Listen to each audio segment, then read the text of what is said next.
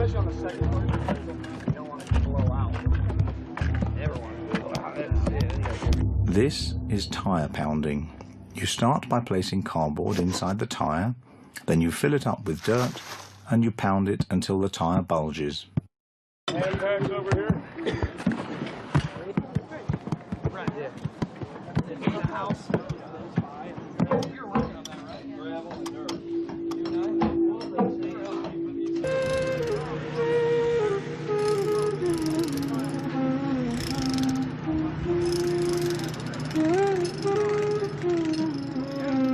Optical levelling. This is performed to define the height differences on ground elevation. To do this, you need a dumpy level on a tripod that gives you a perfect straight line into the distance, to then mark on a levelling rod the height differences. Spirit levelling. This is performed using a spirit or tube level on the already packed tyres to ensure a straight line as every row progresses. This cistern can hold 1,700 gallons of water. There are 3 more on their way, so the total amount of water held will be 6,800 gallons. This particular one is made out of plastic, which is durable and resistant to rust and chemicals. Pre-made frames. These door and window frames were built in Taos, New Mexico by the Earthship biotecture team. Then they were shipped to Todos Santos before the build began.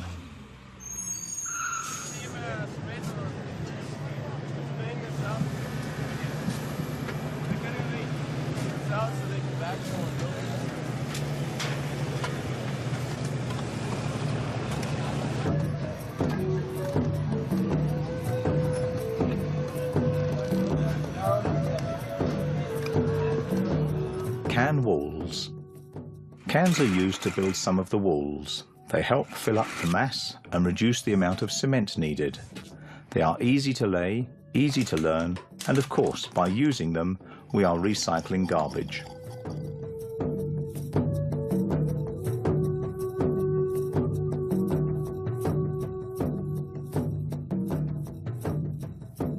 But the ones underneath are not leveled correctly either. Glass bricks. To make these, you need 2 bottles of the same kind. Then you cut them with a cutting disc, wash them, and once fully dry you join them with duct tape to make sure they are well insulated from moisture.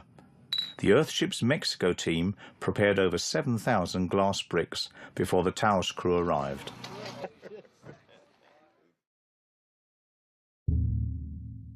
He wants to do ecological development of some kind and looked on the web, found our site, came to see us, and wanted to do it.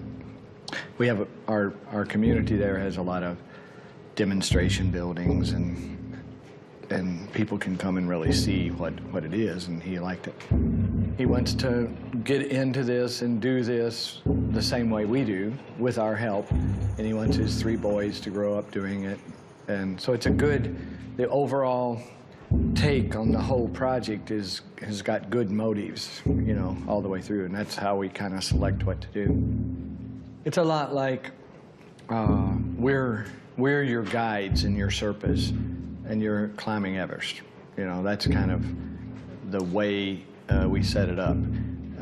It's not, if somebody wants a home or a house, they have to realize that this is a little bit more than a home or a house. These buildings do everything for themselves, and the way they do everything for themselves is not with poles and pipelines and centralized systems. It's a decentralized approach. Each building is a living, breathing cell that is getting everything that its inhabitants need from an encounter with the natural phenomena of the planet, like the sun, like the rain, like the gravity, like the wind, the condensation, the convection. All of the natural phenomena of the planet are studied and observed and built into these buildings so that they, through encounter with the natural phenomena, become a living, breathing organism that takes care of people and doesn't need fossil fuel. This is a machine. Like you go to the Ford Motor Company and you buy a Ford, you don't tell them, I want a Ford that's two-story and has, 8 wheels and whatever. You say, you pick from 3 or 4 choices, and they are the people that design the automobile that goes down the road. That's what these things have to be like for people to even be able to deal with them. Porcupining. Before you add supporting cement, you need a bunch of nails around the tyre so that when the cement is added, it has something to stick to. Power Organizing Module. This module has everything you need to manage and distribute your captured energy efficiently for all house appliances and utilities.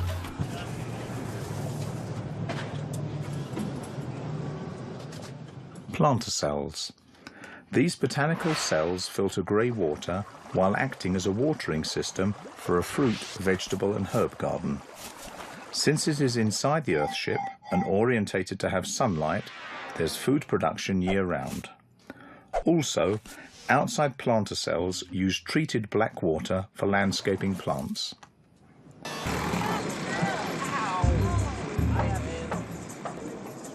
Batteries. The energy generated by the solar panels can be used while it's being produced. To have energy during the night, and when weather conditions are not optimal, we need to store that energy in batteries. Septic tank. A septic tank separates solids from liquids and uses anaerobic digestion by bacteria to treat the black water. By insulating it and adding heat, the process is accelerated.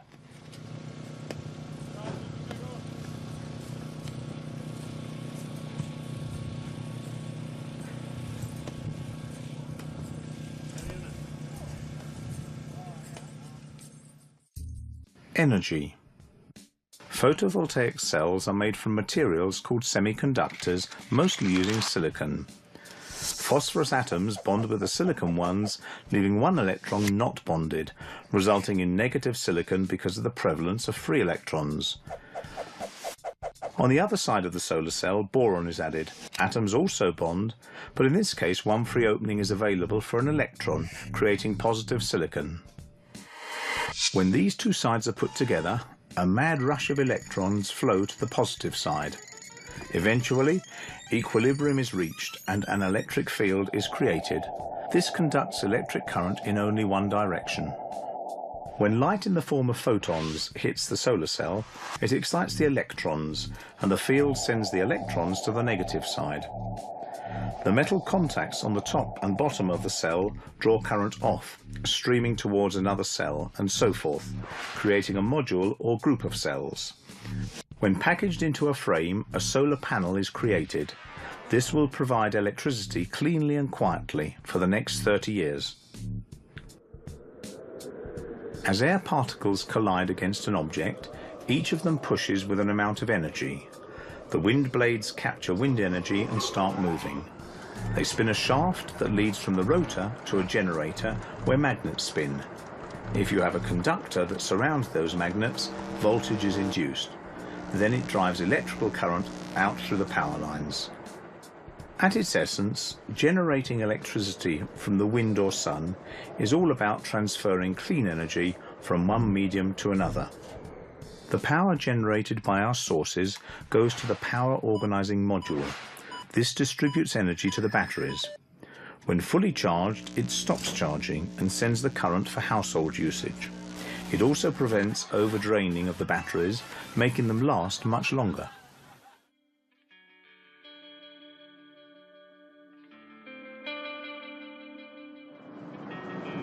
La información ahí está. La tecnología ahí está. La gente que quiere ayudar ahí está. ¿Qué falta? Que agarren ustedes y se pongan a hacer vivienda inteligente, vivienda natural. Tienes que agarrar y lanzarte a hacer como puedas, vivienda sustentable.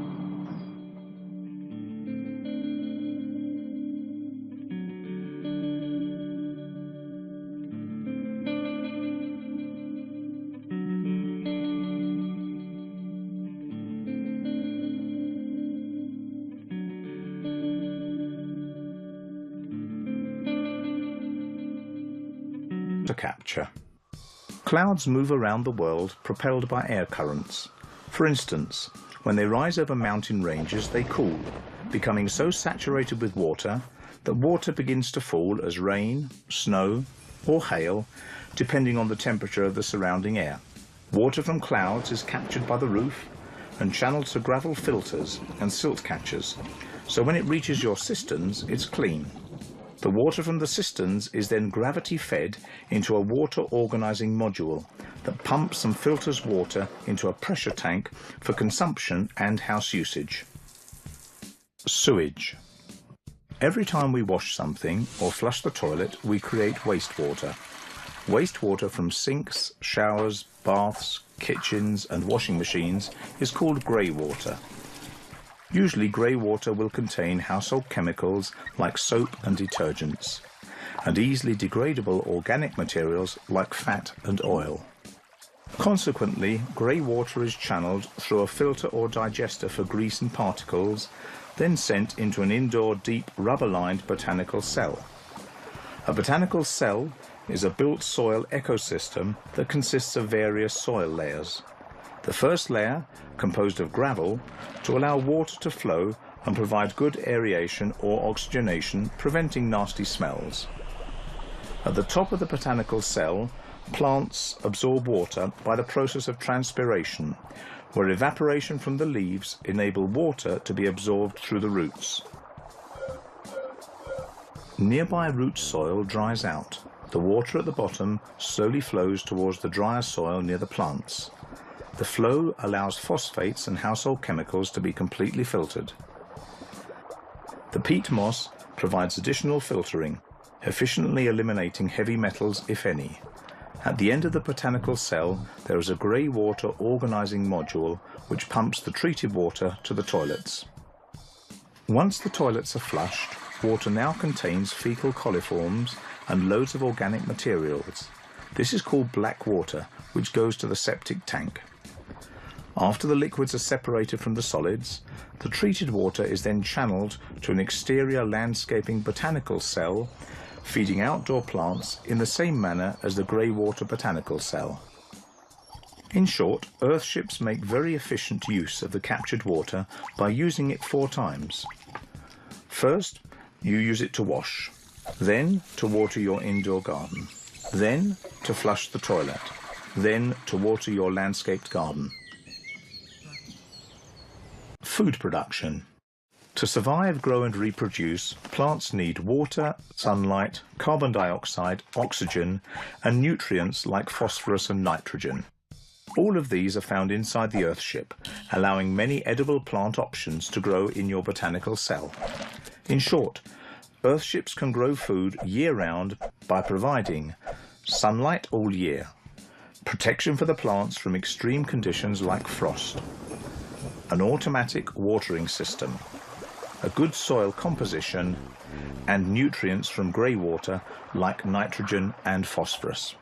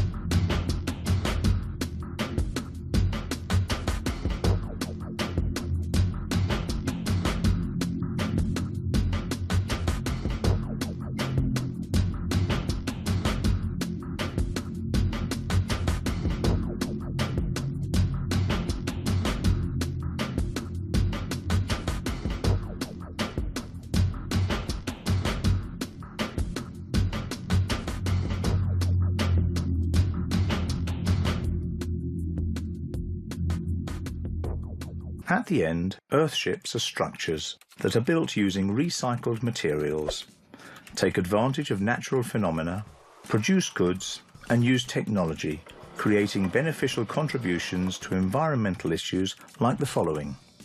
1. Energy consumption. Fossil fuels supply around 90% of the world's commercial energy. This has to stop soon. Earthships reduce energy needs to a minimum by not needing central heating and air conditioning. By generating their own clean energy, they contribute to minimize global warming. 2. Water consumption. The water you normally get from the grid is pumped from lakes, rivers, and underground water, often traveling long distances for human usage, consuming a lot of energy. United Nations has pointed out that by the year 2025, 50% of the global population will have water scarcity problems. With Earthships, you harvest your own water, so it's a safe net, plus you help our planet by reducing global warming and water scarcity. 3. Sewage. The sewage systems around the world are inefficient. Normally we don't separate grey from black water, and in most places there aren't any water treatment plants, so it goes directly to rivers, lakes and the sea. Earthships use water in such a manner that there is no actual discharge. Your wastewater will never leave your property, meaning you do not pollute nearby rivers, lakes or the sea. 4. Food consumption. Global agriculture uses 60% of the total fresh water in the world. Food production today has to be technified to meet the large demand, resulting in burning fossil fuels, using chemical nutrients and pesticides, therefore emitting greenhouse gases, polluting soil, water and the product itself. Moreover, food is regulated by the economic market, making you vulnerable to shifts in prices and availability. Earthships produce food year-round, reducing expenses in family economy, health risks associated to pesticides and contaminants where food is grown, CO2 emissions by less fuel consumption, for example transportation for food imports, and water consumption for food production. 5. Wastes. Everything we consume is a potential waste, because nothing is useful forever. Some materials no longer used don't degrade, occupying space and contaminating in several ways. In the year 2000, the US, for example, generated 320,820,972.84 tons of waste from households, gardens, parks, as well as commercial and institutional entities. Earthships use materials like tyres that otherwise would have little or no use at all. So, in conclusion, Earthships help our economy and are beneficial for local, regional and global environmental problems. If you get involved and spread the word, you can really make a change.